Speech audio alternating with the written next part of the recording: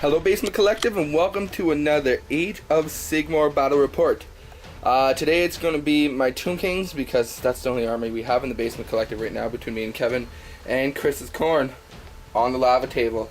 So his Khorne's going to make some sense on the lava table. But we are trying out a different point system. There'll be a link in the description for the point system we use. Some people did some intense equations to calculate out, add this, divide that, multiply this, fraction of that. I don't understand it, but that's what they did, and they took out most of the stats, so it seems pretty balanced, so we're going to try it out today.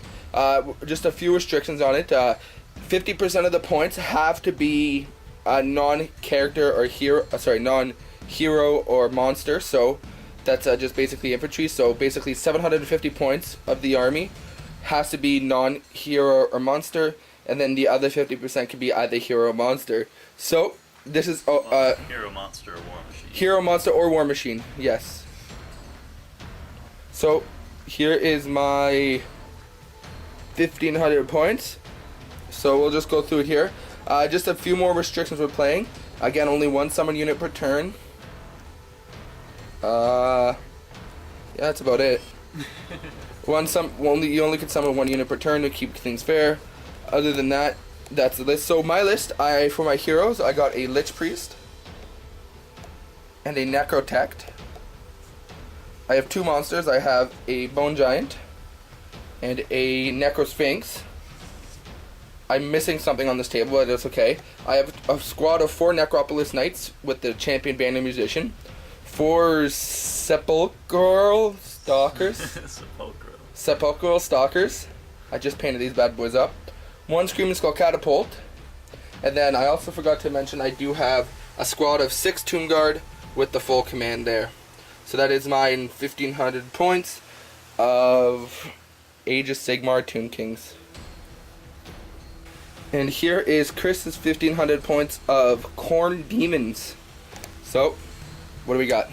5 Hounds, 5 Spawn, Khorne Demon Prince, 3 Blood Crushes, a Wrath of Khorne Bloodthirster, a Lord on a Juggernaut, 10 Bloodletters with the champion guy in it, and another 5 Hounds.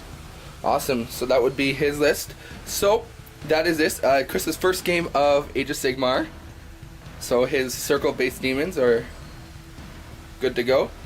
So we are going to set up the table, and we are going to set up the table in the plant. So we'll be back after that's all done. So the table is set up and everything has been deployed. So we did roll for, first of all, how we're going to do the table. Basically what we do is we each roll off to see who chooses 1 2-foot section of the table first.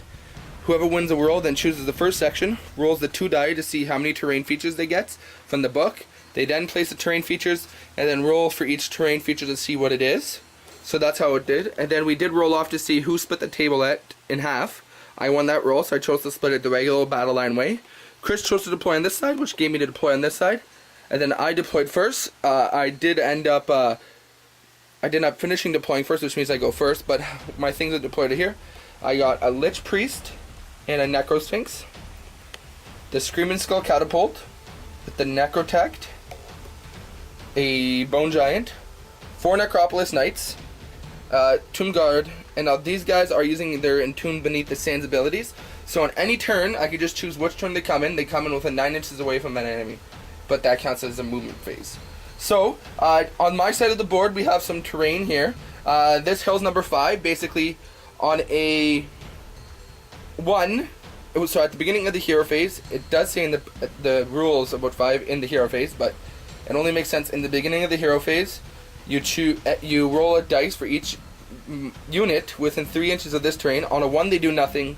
On a 2 to 6, they get to reroll the wounds for the turn, fist wounds. 6 is the one that causes fear. Again, -1 to your. If you're within 3 inches of it at the beginning of the hero phase, you get -1 to your opponent gets -1 to bravery in close combat. 1 is you can do D3 mortal wounds to your model, but then you get to add 1 to all your hit rolls. Yes. And then we got another 1, and then another 5 over there. On Chris's side, he deployed a unit of dogs, a unit of spawn, his Khorne Bloodthirster, what's it called? Wrath of Khorne. His Bloodletters, his 1 Chaos Juggernaut Lord, his 3 Blood Crusher squad, his Khorne Demon Prince, and his dogs. On Chris's side, we got number 6, that's the one that caused fear. Again, a number 6, the one that causes fear. He has a really empty side there. And over there, a number 3, and that's the one that adds +1 to your bravery. So that's what deployment is. I did deploy first. Also, Chris has 31 models to my 20 some odd models, which means I got sudden death. I did choose the blunt one, which basically the blunt one is your opponent chooses a model with a unit with 5 or more models in it, slay that unit to win the game. So he chose his Bloodletters. My guess is just to stand back at the game, at the back of the board, and hope they don't get killed. So that's what it is. So I did go first. So we will be back at the end of Tomb Kings turn 1.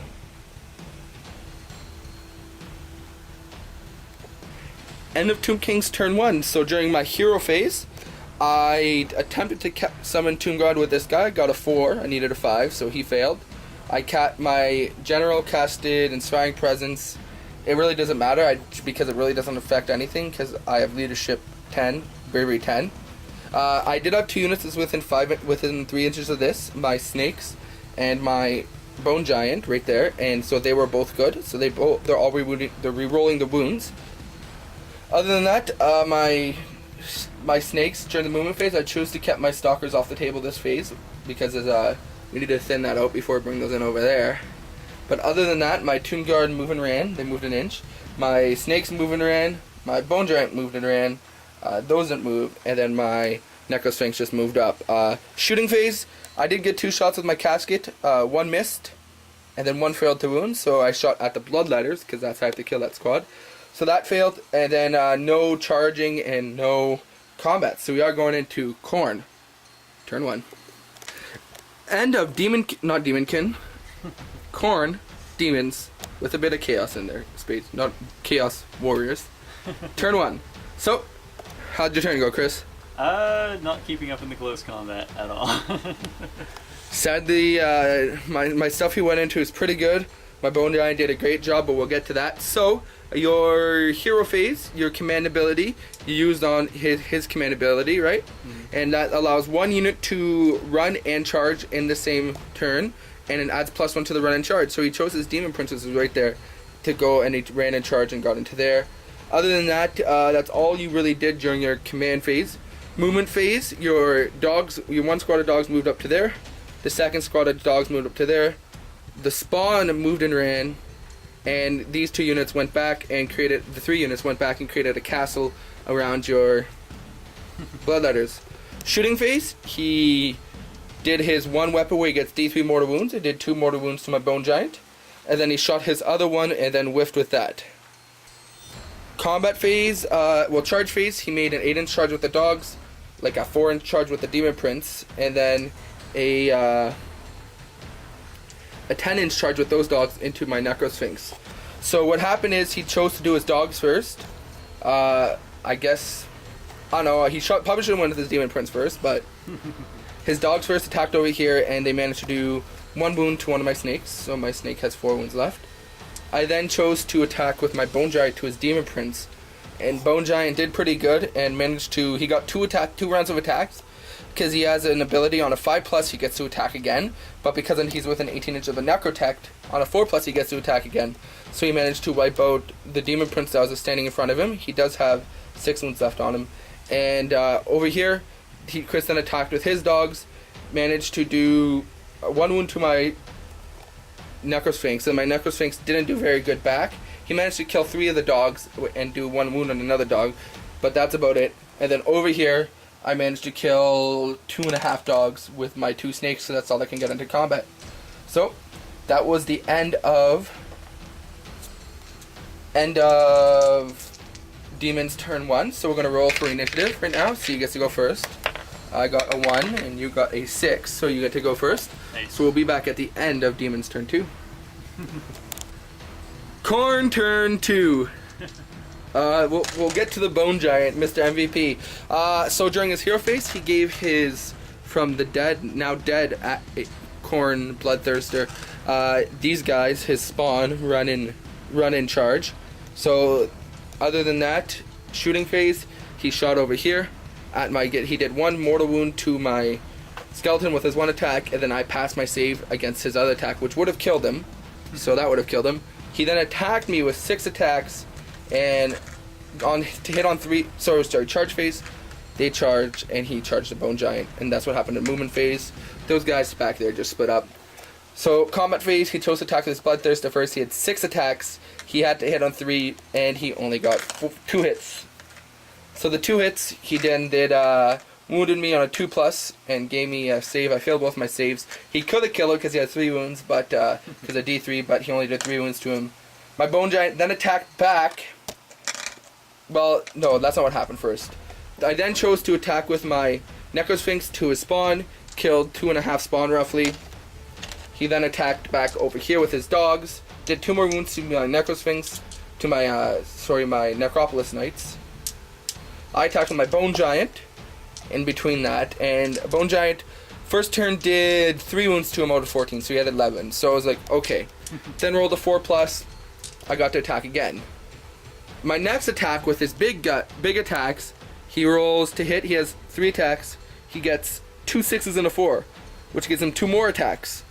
On those 2 more attacks, I got another hit, so that's 4 hits, and then I did 4 wounds because I still got to reroll because the effect on this lasts until the end of my hero phase, the beginning of my next hero phase. So I wounded him 4 times. He made no saves, 3 wounds each. Kill his Bloodthirster. So my Bone Giant has now taken care of the Demon Prince and the Bloodthirster. True MVP of the game. Other than that, my Necropolis Knights attacked the remaining dogs and killed them. So we are going to go into turn 2 for the Tomb Kings. You got Slay the Warlord. Yeah, Slay the Warlord. And First Blood, technically, too. But we're going to go into turn 2 of the Tomb Kings. We have a combat going on over here. Everything else around here is good, and these guys I still haven't decided they're coming in. We'll be back at the end. End of Tomb Kings turn 2. So command phase, I didn't really cast the command ability because it's all really useless. He attempted to summon a squad of Tomb Guard. He rolled an 11, which is good for me because I get 10 Tomb Guard. Chris did get to dispel with his dogs and unfortunately did not do good there. So I summoned 10 Tomb Guard right there. Other than that, that's all that happened there. Movement phase. These Tomb Guard move and ran, these guys move and ran, this guy move and ran, these guys moved up 4 inches, my Necrotech moved and ran, and he moved and ran. Shooting phase, I got two hits with him because he was within 1 inch of the Screaming Skull Catapult. I got only 1 wound, however, and I managed to kill 4 guys. My Necrotech, also forgot to mention, cast his ability to give those guys an extra 3-inch movement and roll 1s to wound. Other than that, combat phase, my Necrosphinx didn't really roll that good, and he managed to only kill 1 guy. He did like 3 wounds to that squad, and he attacked back. Combined effort managed to do 2 wounds to him, so he's now at 8 wounds left, 4 wounds on him. So that's all my phase. Also, I did not bring my Stalkers in yet, so we will roll a die and see if for the initiative. 2 to my 1, so we'll go with the Demons. Turn 3. End of Khorne Demons turn 3. They did absolutely nothing, so we just moved into the combat phase. He managed to do 2 wounds to me, and I managed to kill 1 spawn and leave 1 spawn with 1 wound. So that's all that happened in that phase, so we'll be back at the end of Tomb Kings turn 3. End of Tomb Kings turn 3. Hero phase, I just tried to summon no Tomb Guard with him, failed. Other than that, movement phase, these guys move and ran, these guys move and ran. Those guys moved. Now unfortunately they blocked the path, so these guys just moved up to here because they were stuck here. And that's about it. These guys I was gonna put them on the board, but their transmogrifying gaze is only 10 inches, and the way he was set up over there, I couldn't get to his bloodletter, so I kept him off the board. Other than that, shooting phase, shot from here to his bloodletters and got 2 misses to hit, so that was that.